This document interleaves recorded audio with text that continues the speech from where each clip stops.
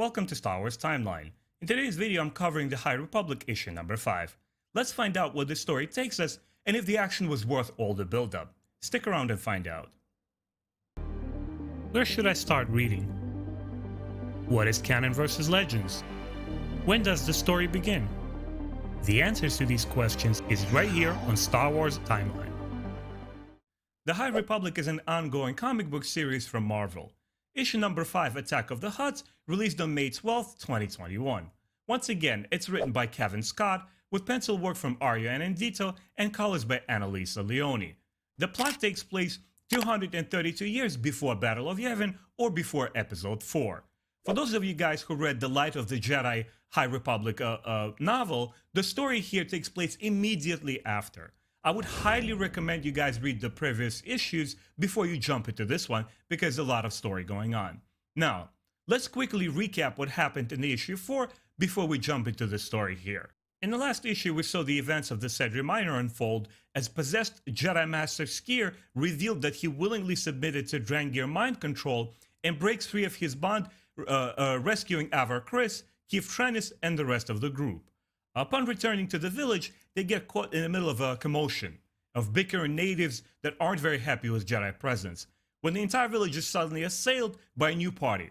The Hot Cartel comes in and attacks the entire village. Now, spoiler alert, I'm going to talk about the story in issue 5 here, and afterwards I will discuss my thoughts and opinions of what's going on here. Once again, spoiler alert, if you don't want to find out what happens in this issue, please skip forward to the next section. The book opens up with a bang, skipping forward into the story a little bit where we see the Jedi are at full war with the Hot Cartel. The village is attacked by the gangster band along with a full-blown rancor in their midst. We learn that the cause of all this hell breaking loose is Master Skier, who is still very much possessed by the Drangir Pollen. He loses control and attacks the Hutt leader Miryaga with his newly grown Drangir arm. Meanwhile, in the heat of combat, Avar Kriss tries to get some support from the Starlight Beacon station, only to discover they are dealing with their Drangir infestation of their own. Young Padawan Imri is attacked and his new teacher Venestra Raw goes on full offensive to try to free him. Next, the Jedi twins Tarek and Sarat team up and together with the help of their unique mind meld ability manage to bring down the Rancor. Young Jedi Venestra desperately tries to save her former master and severs his Drangir arm to break up his link with the parasites. The result isn't quite what she expected. Skier is still under their influence but is able to reach out to Keith and tell her there is one more chance to win this battle. He tells her his time is short and that he's losing connection with the Force. He believes that Drangir will relent if Keith reaches out to them with the Force through his mind and convinces the aliens that people are not good for consumption.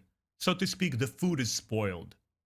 While the villagers fight among themselves, Avar Kriss manages to convince the Hutt gangster they need to work together for the time being, against the overwhelming Drangir forces while Skier falls in battle, and his fate seems to be unknown.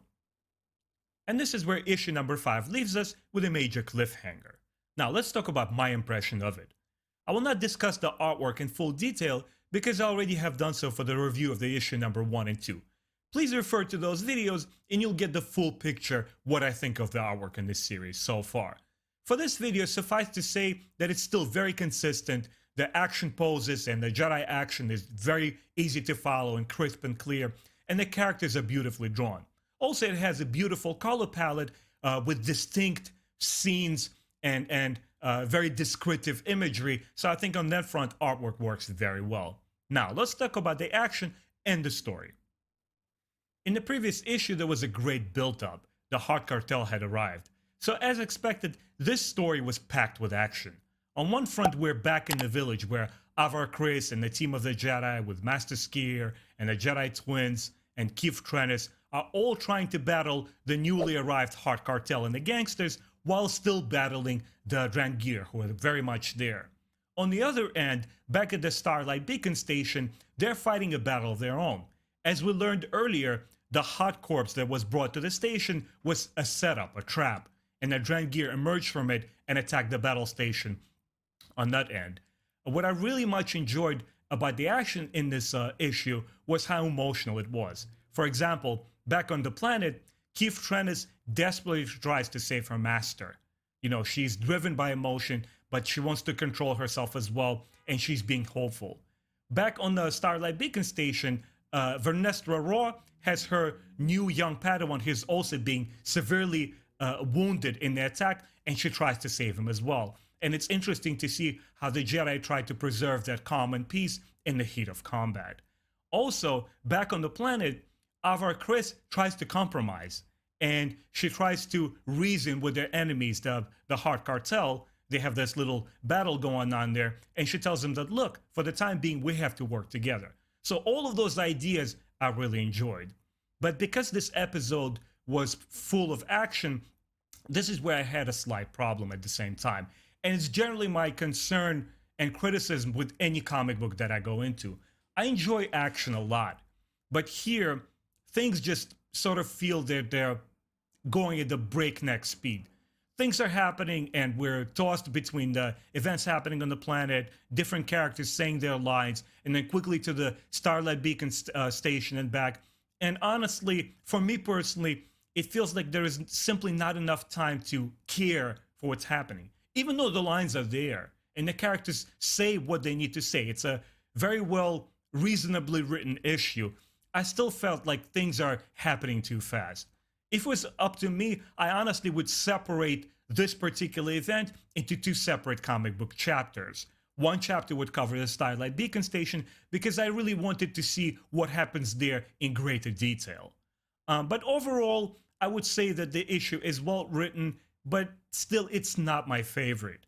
I expect fans who enjoy action will like it a lot because it's very much here, and the action is purposeful. It pushes the story forward and it tells you everything to progress the story. Like, for example, the exchange between the Keith Trennis and Master Skier when she severs his hand.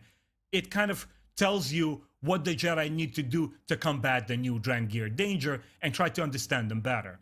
And later on, when the action kind of like settles down and we're progress more into the story element of it, how she tries to communicate with these aliens through her former master's mind, I thought it was pretty interesting, and that's what I wanted to see more of in this issue.